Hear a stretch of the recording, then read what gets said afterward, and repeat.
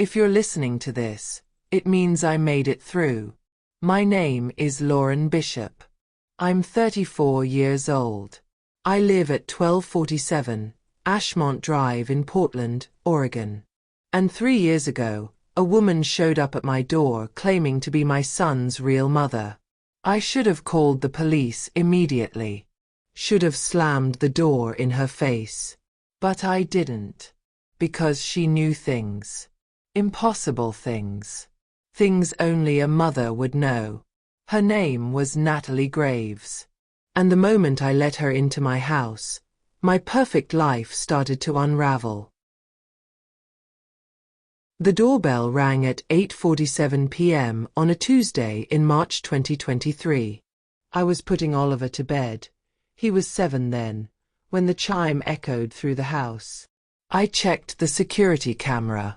A woman stood on my porch, early 30s, dark hair pulled back, expensive but worn clothes. She looked directly at the camera, like she knew I was watching. I went downstairs, chain on, door cracked. "Can I help you?" I asked. "Lauren Bishop," she said. "I'm Natalie Graves. I know this sounds insane, but I need to talk to you about your son. About Oliver." My hand tightened on the door. "Who are you?" "I'm his birth mother," she said. I started to close the door. "Please," she said. 5 minutes. Oliver's in danger. Something in her voice stopped me. Not the claim about being Oliver's mother. That was impossible. But the fear. That was real. I let her in. We sat in my living room with cooling coffee. Upstairs, Oliver's sound machine played ocean waves. My son is 7 years old, turning 8 in 2 months. I adopted him when he was 3 days old through Cascade Adoption Services back in 2015. Private, closed adoption. So whoever you think you are. Oliver has a birthmark, she interrupted. Left shoulder blade. Shaped like a crescent moon. The coffee cup rattled as I set it down. That could be in medical records, I said. He hates vacuum cleaners, Natalie continued. Covers his ears and runs. Started around 18 months. The therapist said it was sensory disorder, but it's a lie. When I was pregnant, I worked nights cleaning office buildings. Industrial vacuums. He heard them through the womb. He remembers. How do you know about the therapist? I asked. Because I've been watching him, Natalie said quietly. Watching both of you. For 6 months. I stood abruptly. Get out. Get out or I'm calling the police. I came to warn you, she said. The adoption wasn't legal. Cascade didn't facilitate adoptions. They stole children. That's insane. I never gave Oliver up, Natalie said. I woke up in a hospital being told he died during delivery. But he didn't die. He was taken. And given to you. I pulled out my phone. I'm calling the police. Look at this first, she said. She spread documents on my coffee table. This is Oliver's original birth certificate. Born May 14, 2015, at 3:47 a.m., at Mercy General. Mother, Natalie and Graves. She pulled out another paper. And this is the death certificate filed the next day. Respiratory failure. Except Oliver didn't die. He's upstairs right now. The red train is his favorite, isn't it? How do you know about the trains? I whispered. Because I'm his mother, she said. And I need your help to keep him safe. I went upstairs. Oliver was asleep. Red trains lined up on the nightstand. I lifted his pajama shirt. The birthmark was there. Crescent moon, exactly like she'd said. Oliver stirred. Mama. Just checking on you, baby, I said. Go back to sleep. Love you, Mama. Love you too, sweetheart. Watching him breathe, I realized it didn't matter if Natalie was telling the truth. Oliver was mine. I'd been his mother for 7 years. Whatever happened before, that was someone else's story. I went downstairs. You need to leave, I said firmly. Oliver is my son. If you come near him again, I'll press charges. I understand, Natalie said quietly. But you need to hear the rest. It's not just about who his mother is. It's about who's coming to take him back. Cascade is under federal investigation, she continued. The director, Thomas Hendricks, disappeared. I've been tracking him for 2 years. He's collecting children. And Oliver's next. She pulled out a laptop, showed me security footage. 3 different homes, 3 different cities. Seattle, Phoenix, Sacramento. In each, someone broke in and took a child. Children adopted through Cascade years ago. Someone's taking them back, I said. Thomas Hendricks, Natalie said. There are 17 Cascade adoptions in Portland. Based on the pattern, we have maybe 72 hours. My phone buzzed. Riverside Elementary. I answered. This is Lauren Bishop. Ms. Bishop, I'm sorry to call so late, Principal Warren said. We had an incident today. A man came during pickup claiming to be Oliver's uncle. Said there was a family emergency. We refused. He wasn't on the approved list. But he knew details about Oliver. His classroom, his teacher, what he brought for lunch. I don't have a brother, I said. Then you should know, this man was late 50s, grey hair, expensive suit. Very calm. When we denied his request, he just smiled and left. Ms. Bishop, I've been in education for 23 years. This man was dangerous. I ended the call, handshaking. 72 hours? I asked Natalie. I might have been optimistic, she said. We left that night. I grabbed Oliver, still sleeping, threw clothes and toys in a bag. Natalie said she had somewhere safe. Oliver woke in the car. Mama, where are we going? Camping, baby, I said. An adventure. He saw Natalie. Who's that? Mommy's friend, Miss Natalie. Hi, Oliver, Natalie said gently. You can call me Nat. I brought red trains. The big ones with the coal car. Okay, he said sleepily. That's cool. We drove 2 hours into the Coast Range. Deep forest, no civilization.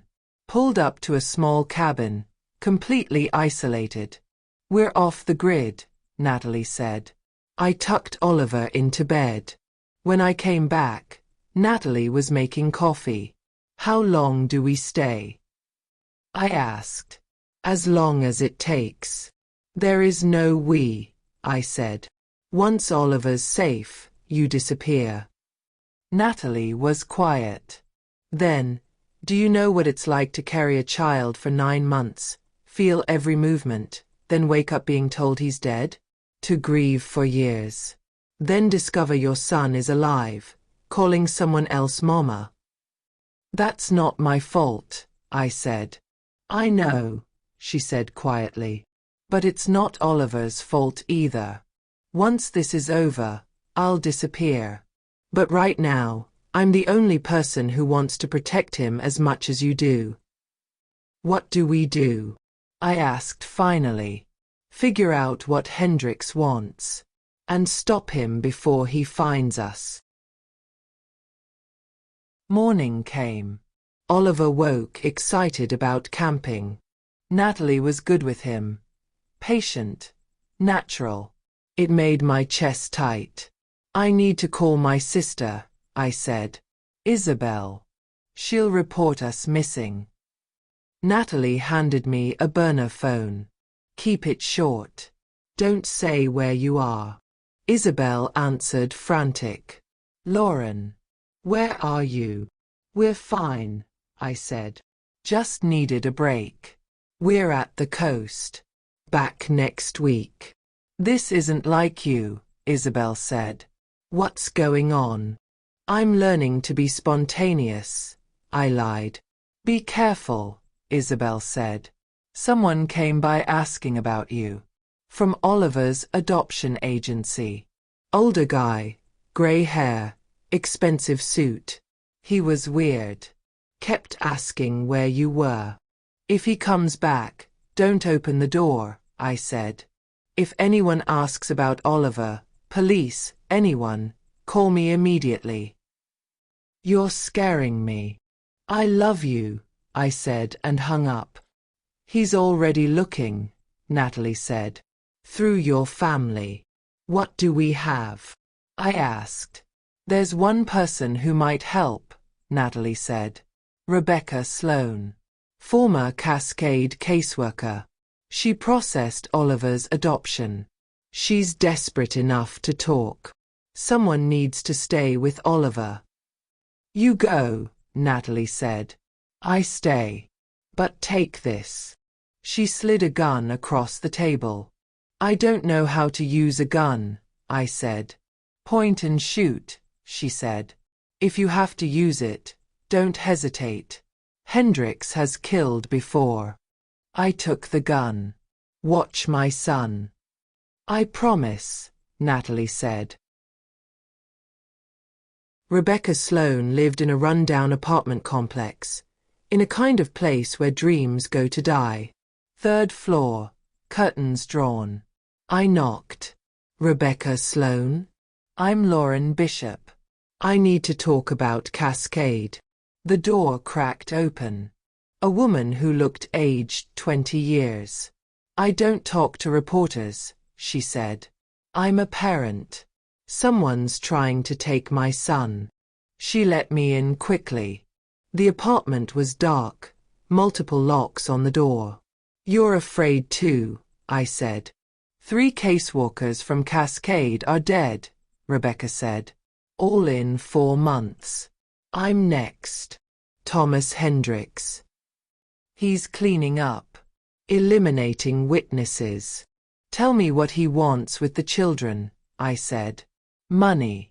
Power, she said bitterly. Cascade was a commodity exchange. We stole children and sold them. 20 years. Thousands of children. Why is he taking them back? They're worth more the second time, she said. Not for adoption. For harvest. She pulled out Oliver's file. Your son's blood type. O negative. Universal donor. No genetic predisposition to disease. His organs are perfect. Worth hundreds of thousands. Maybe millions. Who wants him? I demanded. I don't know the name, she said. But someone paid $400,000 in 2019. Another $600,000 due on delivery. $1 million for your son's organs. A sound outside. We froze. The door handle rattled. Did you tell anyone you were coming? Rebecca whispered. The door shuddered. Someone forcing it. He found me, Rebecca said. Smoke seeped under the door. Bathroom. I said. We locked ourselves in. Heavy footsteps outside. Ms. Sloan. Ms. Bishop. A man's voice called calmly. Let's be civilized.